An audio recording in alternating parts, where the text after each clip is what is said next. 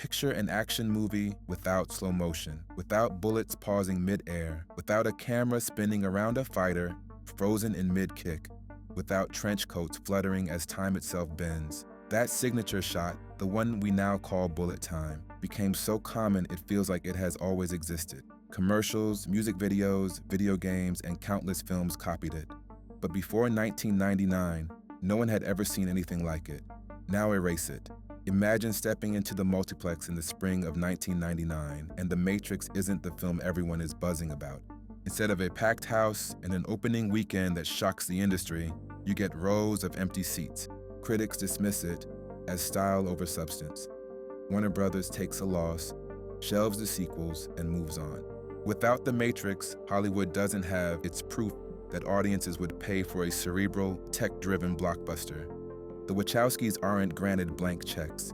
Keanu Reeves doesn't get the career-saving role that turned him into a 21st century action icon. And the language of the internet, words like red pill and blue pill that escape from the screen into everyday life, never enters the vocabulary. It's a fragile thought experiment, but a revealing one. What happens when the movie that reshaped action cinema, influenced the rise of modern visual effects, and inspired an entire generation of online culture, never connects? What does the next 20 years of film and culture look like without The Matrix at its center? That's the story we're about to tell. The world where The Matrix flopped. The Matrix was a shockwave. The film arrived in March 1999, directed by Lana and Lily Wachowski, two relative unknowns with only one modest crime thriller, Bound, behind them. Warner Brothers handed them more than $60 million to stage a gamble that many executives thought was doomed. The film had no built-in franchise, no best-selling novel to adapt, and no toy line ready to roll out. What it had was a wild script filled with philosophy, kung fu, and dense visual effects that seemed impossible to pull off. Against those odds, the result was explosive. By the end of its run, The Matrix had earned nearly $500 million worldwide, 7 times its budget. Critics hailed it as the perfect marriage of action and intellect. At the 72nd Academy Awards, it swept the technical categories, winning 4 Oscars without a single loss. More importantly, it became a defining text of the DVD era. This was the disc that people bought to show off their new players, the one that pushed the home video boom into overdrive. More than 3 million copies sold in the United States alone, turning The Matrix into a fixture in living rooms just as much as in theaters. The success transformed careers. Keanu Reeves went from drifting star to action messiah. The Wachowskis gained a reputation as visionary auteurs. Lawrence Fishburne, Carrie-Anne Moss, and Hugo Weaving became iconic faces of late 90s cinema. And then there were the sequels. Warner Brothers, desperate for franchises to compete with Disney, Fox, and Universal, threw everything behind building The Matrix into a tentpole. 2 sequels, shot back-to-back, arrived in 2003. An anthology of animated shorts, The Animatrix, expanded the world even further. Even 2 decades later, the brand proved resilient enough to generate a 4th entry. This was the baseline, a film that arrived with no guarantees and left as a cultural juggernaut. Every ripple we trace from here, the visuals, the technology, the internet metaphors, flows from this unlikely triumph, which makes the counterfactual all the more intriguing. What if none of it had happened? Every alternate history needs a fracture point, a moment where events could have gone differently. With The Matrix, there were plenty of cracks where failure could have slipped through. For one, marketing. Warner Brothers struggled to figure out how to sell a film that was equal parts cyberpunk thriller, philosophy seminar, and kung fu showcase. The trailers leaned into cryptic questions. What is The Matrix? But in another timeline, that gamble doesn't pay off. Audiences walk into theaters expecting a straightforward action flick, and instead find themselves lost in talk of simulated realities and René Descartes. Word of mouth turns sour. Then there's the competition. 1999 was stacked The Sixth Sense, American Beauty, Fight Club, and above all, Star Wars, The Phantom Menace. If timing had shifted even a little, If The Matrix had opened just weeks closer to George Lucas's return, its thunder could have been completely stolen. Casting was another weak spot. Keanu Reeves wasn't the obvious choice. Will Smith was originally approached and turned it down for Wild Wild West. Imagine if Smith had taken the role but clashed with the Wachowskis' vision. Or if Warner had insisted on a safer star but cut the stranger, riskier edges of the script. In the wrong hands, Neo could have come off as campy instead of cool, and the whole house of cards collapses. Even the effects were precarious. Bullet time had never been attempted at this scale. Hundreds of still cameras had to be rigged in perfect sequence, then digitally stitched together into seamless motion. If that system had failed, if the shots had looked cheap instead of revolutionary, the film's signature innovation might have been mocked rather than imitated. And perhaps the most dangerous risk of all, the Wachowskis themselves, two filmmakers with little leverage, fighting for a studio to trust their bizarre vision. If Warner Brothers had forced more control, reshot endings, trimmed philosophy, diluted the world building, the movie could easily have joined the graveyard of high-concept sci-fi misfires. In short, there were dozens of ways The Matrix could have gone wrong, some artistic, some technical, and some simply a matter of timing. In this alternate timeline, it does. The movie stumbles, fails to make its money back, and disappears into the crowded landscape of late 90s cinema. And that failure sets off a chain reaction that reshapes the industry. If The Matrix had collapsed at the box office, the first shockwave would have hit its own studio. Warner Brothers had gambled big on the Wachowskis, and at this timeline, they lost. A $60 million budget turning into a commercial embarrassment would have sent executives scrambling to limit the damage. The immediate move would be cancellation. No sequels, no franchise expansion. The elaborate trilogy Bible the Wachowskis had mapped out, locked away in a vault gathering dust. The animated shorts and video game spin-offs never greenlit. In this version of events, The Matrix isn't a universe. It's a cautionary tale. Inside Warner Brothers, the lesson would have been clear. Originality doesn't pay. This was the late 1990s, a period when studios were already leaning on safer bets. Franchises, known intellectual property, proven directors. A flop on this scale would have reinforced the fear that brainy, effects-heavy originals were a box office poison. But here's the twist. Warner Brothers wouldn't have sunk entirely. The studio had other cards to play. Just 2 years later, it would launch the Harry Potter films and through its New Line subsidiary, The Lord of the Rings. Those franchises alone would have carried the company through the 2000s. But without The Matrix as a template, Warner's sense of what kind of risks were worth taking would have narrowed. Think about the projects that might have died on the vine. Experimental action scripts, hybrid genres, anything pitched as the next Matrix. Studio heads, burned once, would have said no twice. Instead of encouraging innovation, a flop would have pushed Warner into a more cautious, brand-driven strategy years earlier than it actually adopted. So while the studio's survival wasn't at stake, its creative identity was. In our world, Warner Brothers was the house that took a chance on two outsiders and reshaped cinema.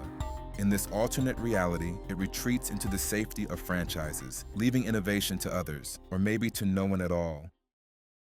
No film reshapes careers quite like The Matrix.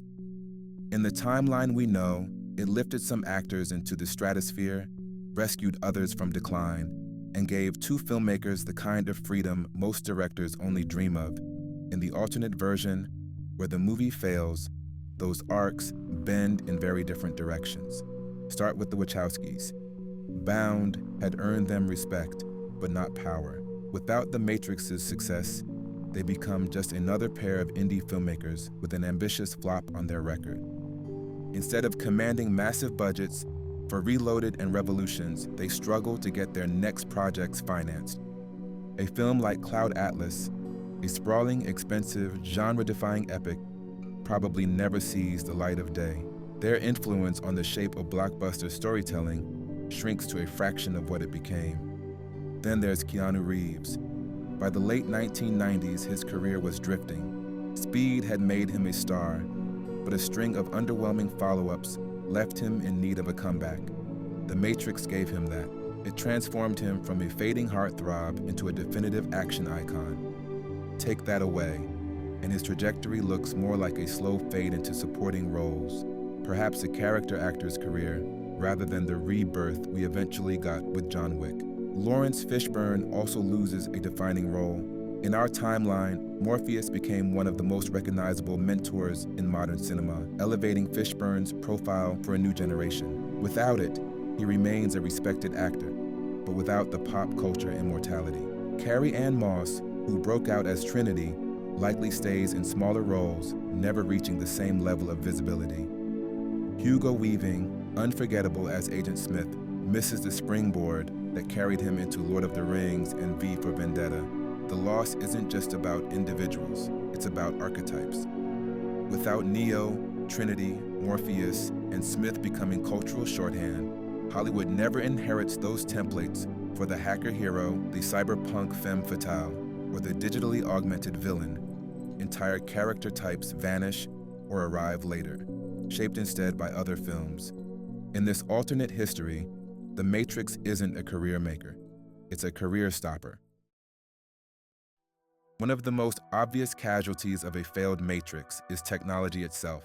In our world, audiences left theaters buzzing about the impossible. Frozen time, cameras spinning around bodies mid-fight, slow-motion sequences that felt more like dreams than cinema. Bullet time was a revolution, but revolutions don't always happen. If The Matrix had flopped, those sequences wouldn't have spread, commercials wouldn't have copied them, music videos wouldn't have imitated them, video games wouldn't have built mechanics around them. Bullet time would have remained an obscure experiment, a cool idea buried in a forgotten movie. Without that push, Hollywood action films of the early 2000s leaned harder into the styles that already existed. Quick cuts, shaky handheld cameras, conventional wire stunts imported from Hong Kong. The sleek, surreal grammar of action that we now take for granted never becomes the norm.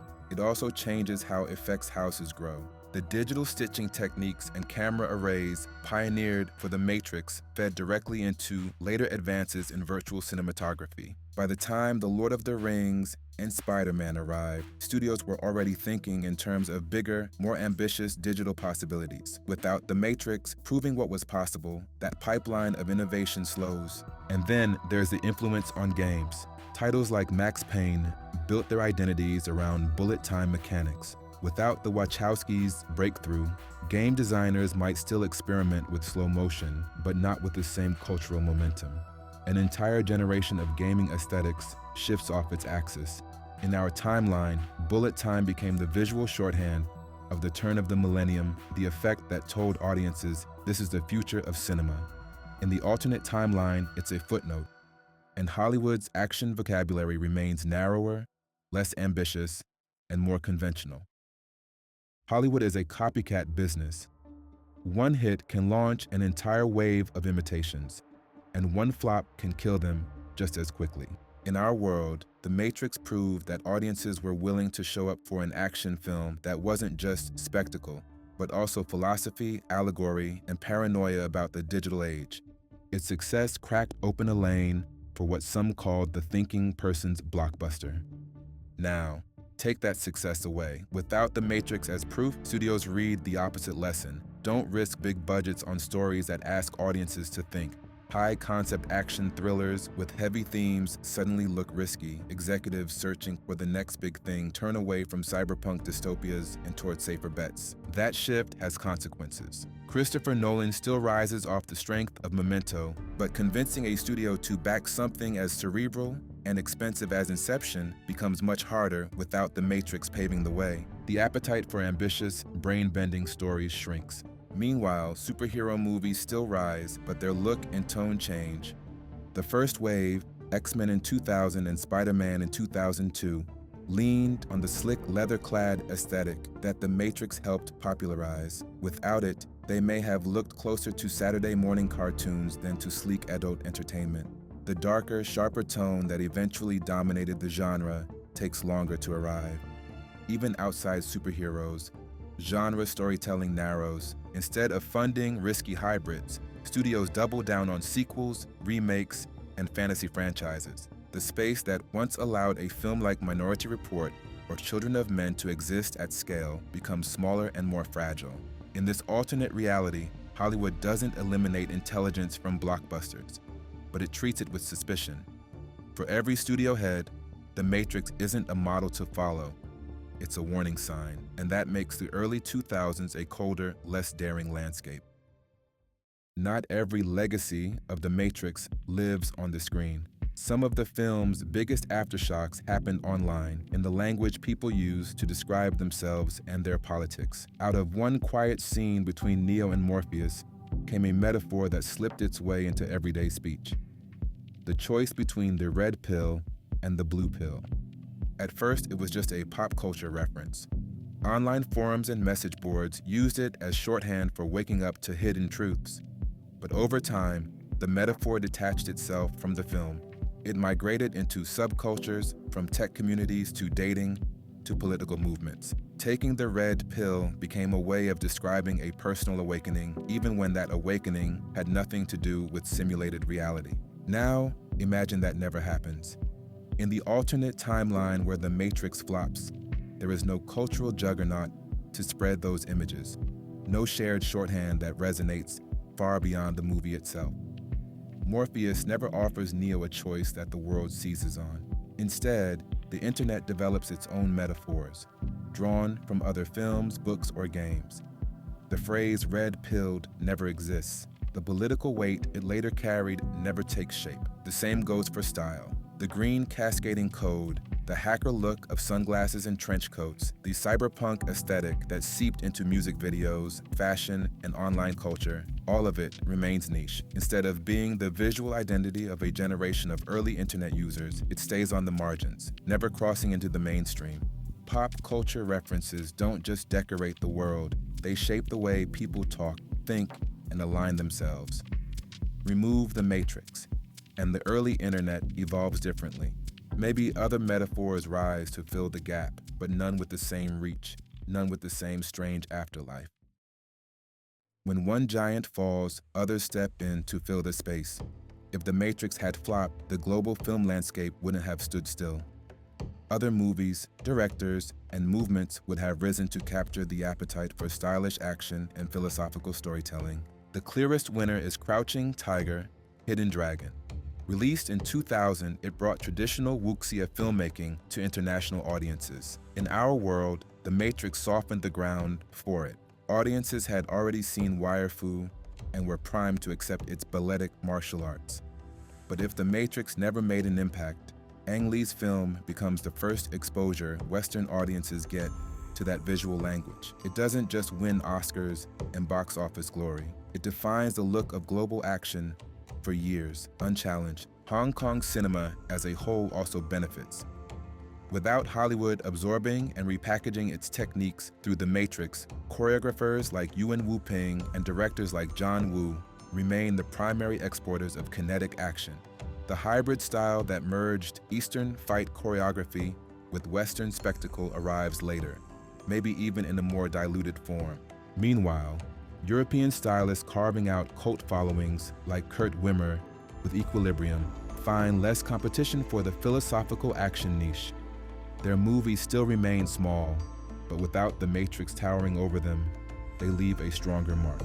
Even vampire and underworld franchises from Blade to Underworld develop grittier, less glossy aesthetics, because no one is copying the slick leather and neon glamour of Neo and Trinity. In short, the vacuum left by The Matrix doesn't stay empty. It gets filled by different films, different aesthetics, and different regions. But none of them carry the same unifying force. Instead of one global touchstone, you get scattered influences, fragmented, regional, and less enduring. Even in a world where The Matrix collapses, not everything is rewritten. Some forces in Hollywood were too large, too inevitable, to be derailed by a single flop. The DVD revolution still transforms how people watch movies. Hardware companies were pushing the format, and consumers were hungry for a reason to upgrade. If it isn't The Matrix that becomes the first must-own disc, another blockbuster would have stepped into that role. Home entertainment was going to boom with or without Neo. The rise of fantasy franchises also continues untouched. Harry Potter and The Lord of the Rings were already in motion, and their success didn't depend on The Matrix. They would still dominate the box office in the early 2000s, turning Warner Brothers and New Line into powerhouses and setting the industry on a path towards serialized mega franchises. And then there's the superhero wave. X-Men was already in production, Spider-Man already on the horizon. The genre's explosion was tied less to cyberpunk aesthetics and more to audience nostalgia and comic book loyalty. Maybe the look is different without the Matrix's leather and green tint, but the wave still crashes in. In other words, some pillars of the 2000s stand regardless. Home video reshapes studio profits. Fantasy becomes the backbone of blockbusters. Superheroes take over. The Matrix changed how those stories looked and felt, but not the fact that they were coming. History often looks inevitable in hindsight. We see The Matrix as destined to succeed, destined to reshape cinema, destined to enter the bloodstream of culture. But step back, and the truth is far more fragile. Its triumph rested on a handful of risks that could easily have gone wrong. A strange script the studio almost didn't greenlight, experimental technology that could have failed, marketing that could have misfired, competition that could have drowned it out. If any of those pieces had shifted, we'd be living in a different cultural landscape. Hollywood would still have its franchises and its superheroes, but they'd look and feel much different. That's the power of inflection points. A single film on a single weekend in 1999 didn't just entertain audiences, it set a tone for a generation. Without it, the early 2000s are familiar but smaller, safer, and less strange. The history we know wasn't inevitable. It was a narrow path, one that The Matrix managed to walk. So that's the world without The Matrix. It shows just how much of our culture can turn on the fate of a single film. The lesson isn't just about one movie, it's about the fragility of pop culture itself, how easily it bends and twists depending on what survives and what fades. Some stories become monuments, others vanish overnight. The difference often comes down to timing, chance, and the willingness of an audience to embrace something new. In the end, The Matrix didn't fail. It broke through every obstacle, and in doing so, changed how we watch movies, how we make them, and even how we talk about reality itself. But imagining the world where it didn't reminds us how much hangs in the balance every time a film rolls out into the world.